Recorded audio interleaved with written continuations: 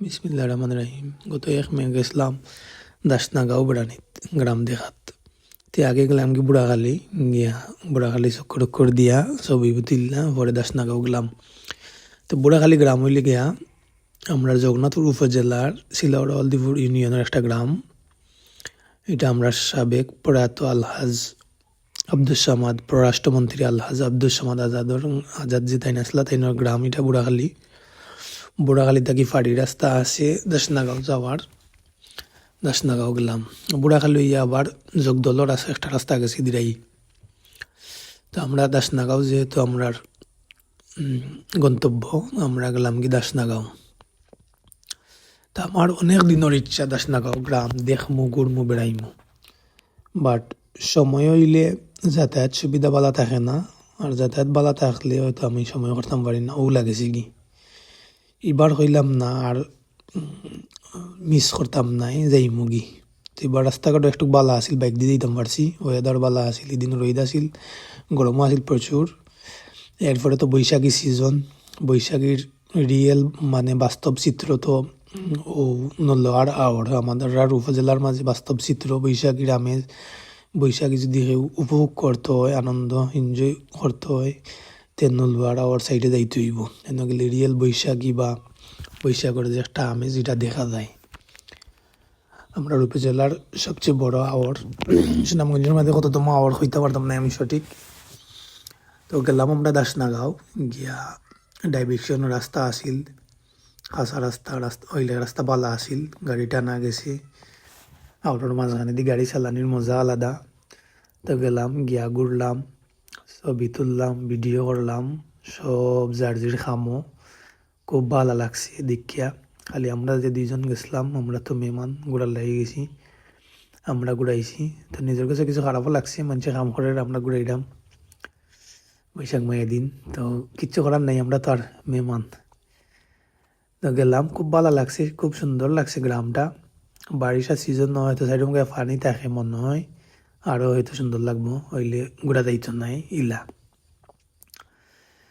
তো শেষমেশ দাসনাগাঁও গেলাম, গিয়া ঘুরলাম। কিন্তু হঠাৎ করে একজন ভদ্রলোককে পাইলাম।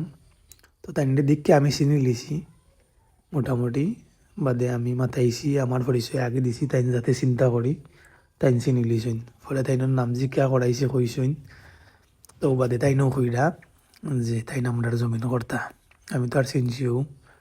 তো তাইন চার অফার করছইন, তাইনোর বাড়ির যাওয়ার কথা কইসইন, বেড়াইবার কথা কইসইন। আমরার সময় আসিল না, চাইছি আইতাম দিনে সবরে, ওয়েদার কোন সময় কিতা হওয়া যায় না, আর খুব গরম আসিল, রোদ আসিল, টায়ার্ডও আসলাম, আর লাগি আর গেছি না। তো যাই হোক, অবশেষে দাসনাগাঁও গেলাম। তো দিনও যাওয়ার একমাত্র কারণ হয়েছে গিয়া ছোটো থাকতে যে কয়েকটা গ্রাম চিনতাম, মানে নাম শুনছি, এর মধ্যে দাসনাগাঁও অন্যতম। এই গ্রামের নাম খুব বেশি শুনছি। কিন্তু আমরা জমিন আসিল, জমিনের লাগি দান আনার যেইটা মানুষ লইয়া, পানি ভাত লইতা 2-3টে, ঘাটও লইতা 2-3টা, বিকালে পর দিতা, পরের দিন বেক করতাদের সময় দেখতাম দান লইয়া আইসেন, দান তুলরা। তো বড় মাত্রা যে দাসনাগাঁও যাই গেছলাম বা দাসনাগাঁও যাইতা, তে দান আইসে দাসনাগাঁও থানি, ও থাকি দাসনাগাঁও গ্রামটা বেশি নাম শুনছি। আর যখন তাকে বেড়ানি শুরু করলাম, তখন আমার ইচ্ছে হইল যে দাসনাগাঁও গ্রাম একদিন অন্তত পক্ষে দেখার লাগে যাইমু, যেন ছোটো থাকতে এই গ্রামের নাম বেশি শুনছি, এই গ্রামও আমরা জমিন আসিল। যদিও পরবর্তীতে জমিন ছাড়াইলি শুন, কারণ যাওয়া দেখাশোনা করা, খোঁজখবর নেওয়া এটা সম্ভব আসিল না, বিদায় জমিন ছাড়াইলি শুন। এখন আর তা আমার হৌ যে ইচ্ছা আসিল, ও ইচ্ছার লক্ষ্যে এই বছর আর মিস দিছি না, গ্রাম দেখার লাগি গেলাম গি। ভালো লাগছে দেখিয়া গুইরা।